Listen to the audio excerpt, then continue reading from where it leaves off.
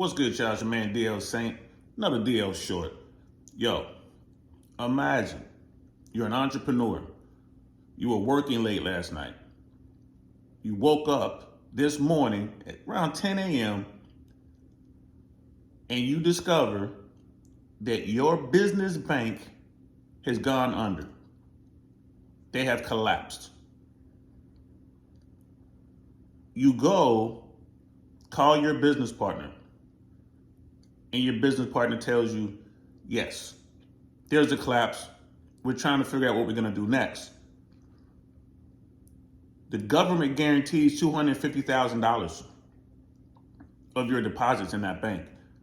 But let's say you have 1, 2, 3 million in that bank. What happens to the rest of the money? Well, that's what's going on right now. Silicon Valley Bank, SVB, has collapsed. And it's all over the news. I talked about this last night before I went to bed. This is kind of crazy. Let's see what's going on.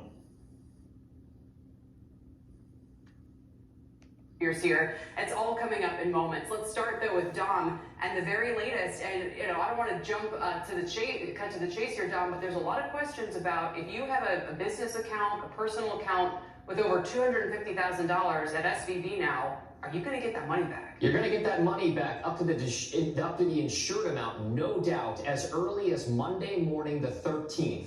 That is according to the FDIC. I have in my hands right now the news release from the Federal Deposit Insurance Corporation outlining the plans made by California banking regulators to shut down Silicon Valley Bank, and then for the FDIC to take over a trusteeship role, basically take over the bank.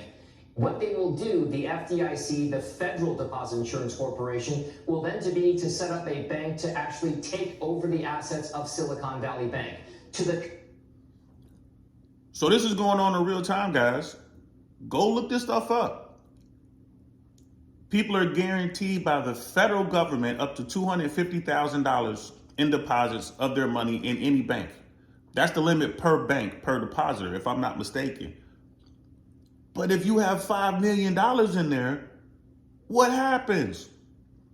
Consumer or business customer, it will be business as usual, so to speak. All of its branches will remain open, and you can continue to kind of make payments, withdrawals, do your banking activities there up to those certain amounts. Now, when it comes to whether or not your money will be available there, for FDIC insured deposits up to that $250,000 level, all of those deposits will be available. If you have uninsured deposits, you will receive a dividend, an advanced dividend payment sometime in the coming week. And then for anything above and beyond that, those uninsured depositors will receive a certificate of receivership, basically an IOU, where the bank will then try to sell off assets from Silicon Valley Bank and then try to repay those uninsured deposits. Now, this is huge because this is, as you point out, the biggest bank failure since the financial crisis. It's also the first bank to go down this year, and the last one to do so was back in October of 2020. The issue now becomes for a lot of the other banks, did the state regulators and FDIC act quickly enough to ring fence or cut off some of these Silicon Valley Bank issues from possibly spreading to other banks? And that's the question right there. Whenever something like this happens, they're like, oh, it's contained to just this bank or to just this sector. Well, this all began with a bank called Silvergate Bank out of San Diego, California. Has had troubles over the past week or so. And the fallout from that bank, Silvergate, led to this, Silicon Valley Bank. Silvergate's a small bank. Silicon Valley is one of the biggest banks in America. What's next? I don't know. But if you're one of those people who have a whole lot of money and you have millions and millions of dollars, you probably already know this. I'm pretty sure your financial people have told you this. You want to spread that money out.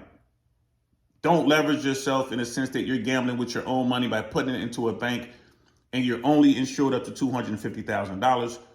Spread that money out if you got that kind of money. For the rest of us, who knows what it means for California and for people in the crypto space, this means a lot of people are going to lose their jobs. There's going to be layoffs and there are going to be other closures. This Silicon Valley Bank was one of the biggest banks in venture capitalists.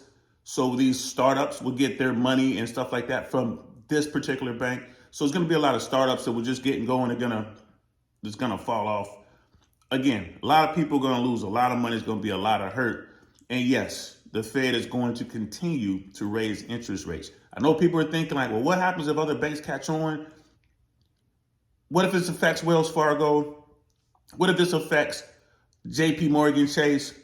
Will the government step in and bail out the banking system? I don't think so. They have a new plan, y'all.